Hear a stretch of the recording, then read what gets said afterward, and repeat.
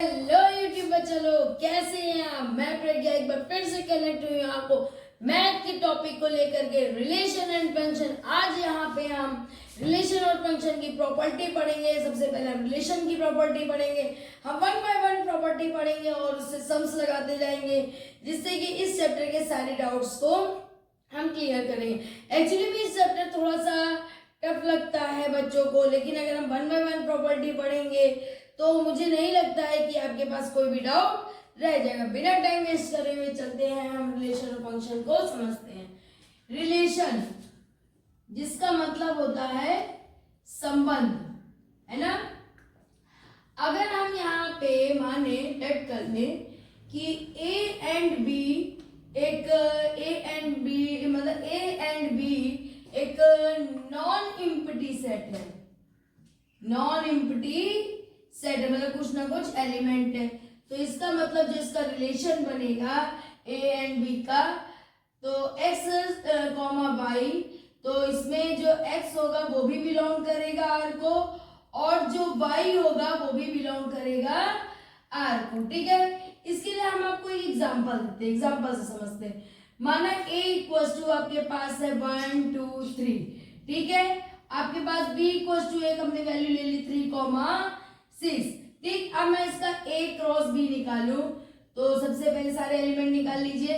1 को 3 से मतलब बनाइए पेयर, फिर 1 का 6 से, फिर 2 का 3 से, फिर 2 का 6 से, फिर 3 का 3 से, फिर 3 का 6 से, ठीक। ये इतने सारे एलिमेंट आपके a क्रॉस b में बने।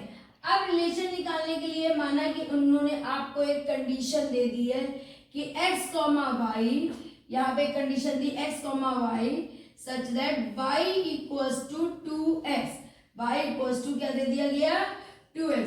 अब हमें क्या करना है, यहाँ पे हम x की y इक्वल्स टू 2x लिख ले, यहाँ पे x की एक एक वैल्यू लिखे और देखे क्या इनमें से कोई y बन रहा है। जैसे सबसे पहले मैंने x की वैल्यू 1 लिखी तो ये तो 2 आ गया, तो ये तो आपका सेट तैयार हो गया कि अगर x1 रखेंगे तो y2 बनेगा। ऐसा कोई भी सेट नहीं है। अगेन हम अगर इसमें अब क्या रख के देख ले, 2 रख करके देख ले तो 4 बन गया। तो इसका मतलब तो ये हो गया कि x की वैल्यू 2 निकले तो y की वैल्यू 4 आए, है ना। इनमें से कोई भी सेट नहीं बनना। अब हम आते हैं y की वैल्यू इसमें 3 रखते हैं, ठीक। x की वैल्यू हम क्या रखते हैं 3, तो x की वैल्यू 3 रखी हमने तो ये बना कितना 6, तो मतलब x की वैल्यू 3 रखने में y कितना बना 6। इनमें से कौन सा सेट मैच कर रहा है, ये मैच कर रहा है।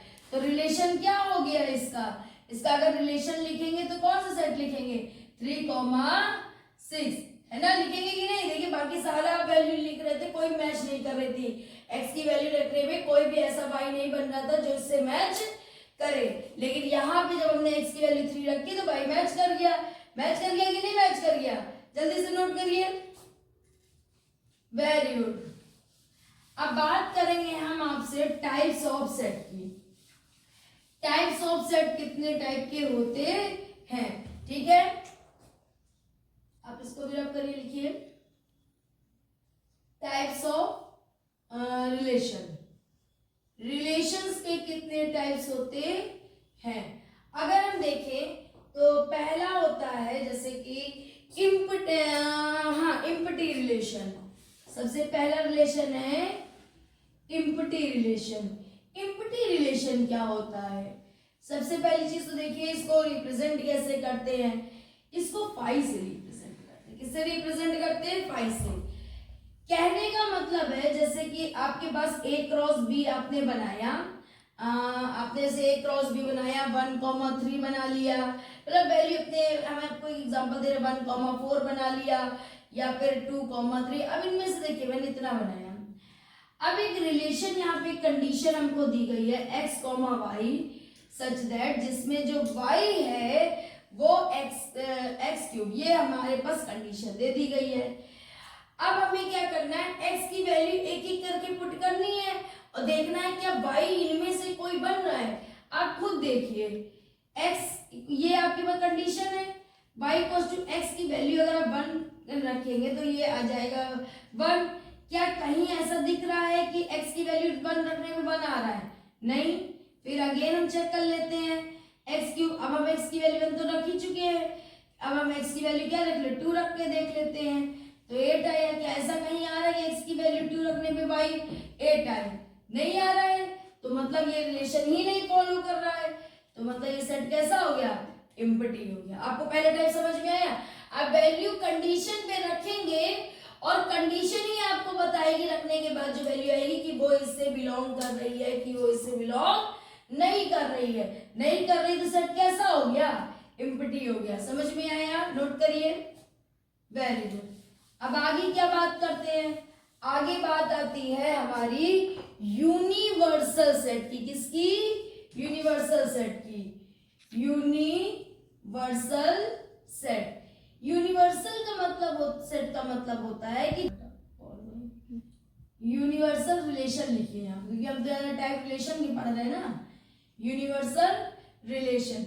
यूनिवर्सल रिलेशन का मतलब होता है अगर ए क्रॉस बी जो है वो आपके पास जो भी आएगा ए क्रॉस बी, जितनी भी चीज अगर ए क्रॉस बी में आई तो वो आपकी यूनिवर्सल सेट पे भी होनी चाहिए। तो ए क्रॉस बी मतलब सेम होना चाहिए यूनिवर्सल रिलेशन से, बिल्कुल सेम होना चाहिए। ठीक है, ये चीज समझ में आई। अब यूनिवर्सल जो था रिलेशन जो था वो 3 टाइप्स में डिवाइड हो गया। कितने टाइप्स में डिवाइड हो गया? 3 टाइप्स में। पहला टाइप क्या था इसका? रिफ्लेक्सिव। क्या था? रिफ्लेक्सिव। रिफ्लेक्सिव आपने पढ़ा होगा, क्वेश्चन में होगा रिफ्लेक्सिव। ठीक है, एक मिनट, फिर से 3 टाइप थे ना। हाँ, रिफ्लेक्सिव। ठीक है, तो पहला आपका क्या हुआ? रिफ्लेक्सिव। दूसरा क्या हुआ आपका? सिमेट्रिक। सिमेट्रिक का मतलब होता है जैसे कि दर्पण टाइप में हो, जो इसमें हो वो उसमें भी हो, सिमेट्रिक। तीसरा क्या आता है? ट्रांजिस्टिव। पढ़ा होगा आपने क्वेश्चंस में। तीसरा क्या है आपका पास? ट्रांजिस्टिव। ठीक है, तो ये 3 रिलेशन आपके पास है, रिफ्लेक्सिव, सिमेट्रिक और ट्रांजिस्टिव। अब देखिए इसका मतलब क्या है। अब अगर रिफ्लेक्सिव की बात करें हम यहाँ पे आपसे, जब अगर रिफ्लेक्सिव की बात करें तो इसका मतलब देखिए क्या होता है। अगर ये समझ लीजिए आपके पास कहीं पे भी रिफ्लेक्सिव आप बात कर रहे हैं तो सेम, आप जैसे रिफ्लेक्सिव की बात कर रहे हैं तो जो आपका रिलेशन जो होना चाहिए, जो आपका रिलेशन बन रहा है वो सेम बनना चाहिए। जैसे ए कॉमा ए बन जाए, बी कॉमा बी बन जाए, सी कॉमा सी बन जाए। जैसे कि अब आप इसको न्यूमेरिक भी समझ लिया, अगर 1 कॉमा 1 रिलेशन बने, 2 कॉमा 2 रिलेशन बने, 3 कॉमा 3 रिलेशन बने, तो कैसा बन रहा है? रिफ्लेक्सिव बन रहा है कि नहीं? अब जैसे आपने बात करी है यहाँ पे सिमेट्रिक की, तो सिमेट्रिक का कैसे रिलेशन बनेगा? सिमेट्रिक का रिलेशन क्या है कि अगर एक बार 1 कॉमा 2 बना है, मतलब एक बार समझिए ए कॉमा बी बना है तो दोबारा बी कॉमा ए बनना चाहिए, तो ये सिमेट्रिक है। आप ये समझिए ये यहाँ पे मिरर लगा है, अगर ये इसका है तो जस्ट उसका उल्टा ये बनेगा, है ना। मतलब अगर आपका रिलेशन 1 कॉमा 2 है तो अगेन जो रिलेशन आपका आएगा तभी 2 कॉमा 1 आएगा, तभी वो सिमेट्रिक होगा, अदरवाइज सिमेट्रिक नहीं होगा। अब बात किसकी करते हैं? ट्रांजिस्टिव की करते हैं। थोड़ा सा इसे रफ करते हैं। अब बात किसकी करते हैं हम? ट्रांजिस्टिव की करते हैं ना। चलिए अब देखिए ट्रांजिस्टिव में क्या होता है।